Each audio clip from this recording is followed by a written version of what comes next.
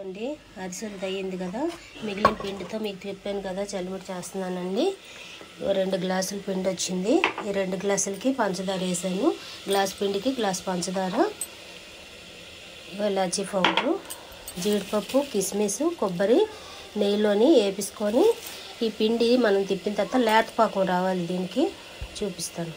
కొంచెం నెయ్యి వేసుకొని కొబ్బరి ముక్కలు ఇలా చిన్నగా కట్ చేసుకొని వేసుకోవాలి. దీంట్లోనే జీడిపప్పు, కిస్మిస్ ఇది చేసే వరకు మనకి ఇదో పాకం వచ్చింది. ఈ పాకం అయితే సరిపోతుంది.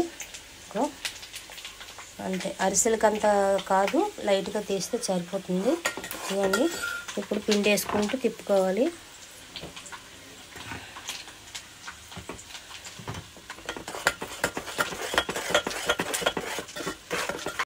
మన చలివిడి రెడీ అయిపోయింది. మంచులో వదిలేస్తుంది కదా, తయారైపోయినట్టుగా చలివిడి. దాంట్లోని జీడిపప్పు, కిస్మిస్, కొబ్బరి వేయించాం కదా, కొంచెం దీంట్లో వేసుకోవాలి, కొంచెం దీంట్లో ఉంచుకోవాలి. ఒక బౌల్లో వేసుకున్న తర్వాత మీద డెకరేషన్ చేసుకోవాలి. ఇది పచ్చిపిండి బియ్యంతో కాబట్టి 2 months వరకు పాడవకుండా ఉంటుంది. ఎప్పుడు నచ్చితే అప్పుడు చేసుకొని తినచ్చు, బాగుంటుంది. ఇదిగోండి చలివిడి ఒక బౌల్లో తీసుకున్నాను. ఇలాగేసుకొని డెకరేషన్ చేసుకోవాలి. ఇక చలివిడి రెడీ అయిపోయింది.